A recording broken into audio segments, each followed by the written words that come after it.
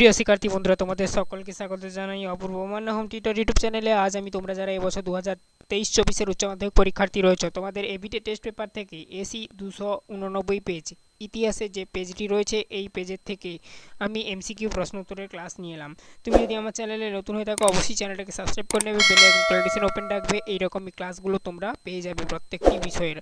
আর তোমরা এসিকিউর ক্লাসও পাবে এই এসি 289 পেজের ইতিহাস বিষয়ের। ঠিক আছে, আজ আমি তোমাদের সঙ্গে এমসিকিউটা আলোচনা করছি। এটা আমার পার্ট 1 ভিডিও, পার্ট 2তে আমি এই পেজেরই আবার এসিকিউগুলো আলোচনা করে দেবো।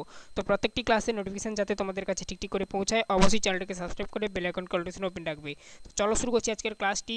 দেখো, 1 নম্বর প্রশ্ন কি বলেছে, ইতিহাস হলো বিজ্ঞানের কমও নয় বেশিও নয়, এটি কার উক্তি? উত্তর হবে বিউরির। নারায়ণ সান্যালের লেখা আমি নেতাজিকে দেখেছি হলো এটি হলো একটি স্মৃতিকথা। আফ্রিকাতে প্রথম উপনিবেশ স্থাপন করেছিল পর্তুগিজরা। পুঁজিবাদের জঠরে সাম্রাজ্যবাদের জন্ম, উক্তিকার?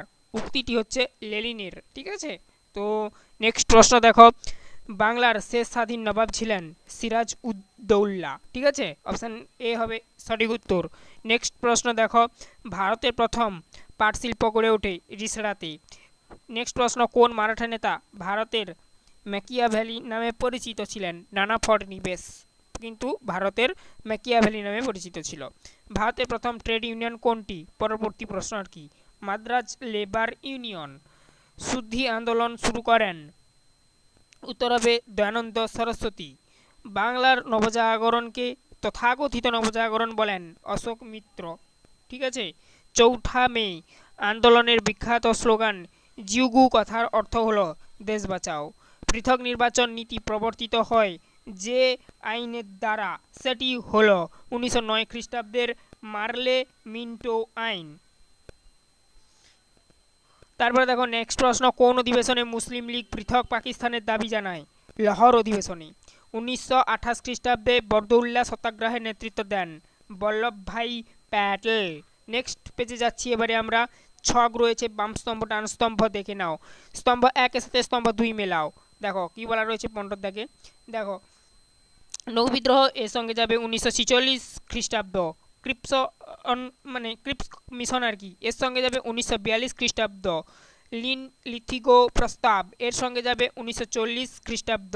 আজাদ হিন্দ সরকার গঠন এর সঙ্গে যাবে 1943 খ্রিস্টাব্দ। সেদিক দিয়ে বিকল্প সমূহের মধ্যে অপশান বি হবে সঠিক উত্তর। নেক্সট দেখো, স্বাধীনতা লাভের পর ইন্দোনেশিয়ার প্রথম রাষ্ট্রপতি ছিলেন সুবর্ণ। ঠিক আছে, এখানে দেখো উত্তরটা যেটা সুবর্ণ রয়েছে সুকর্ণ হবে, স্পেলিং মিস্টেক রয়েছে, ঠিক করে নেবে। নেক্সট প্রশ্ন দেখো, প্রজাতান্ত্রিক কোরিয়ার রাজধানী হলো? উত্তর হবে সিওল। ওকে, সিওল হবে সঠিক উত্তর।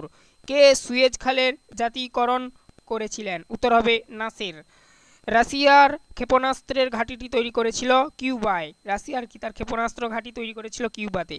দিয়েন বিয়েন ফুর এর ঘটনা ঘটেছিল ভিয়েতনামে। ভারতীয় পরিকল্পনা কমিশনের প্রধান রূপকার ছিলেন নেহেরু।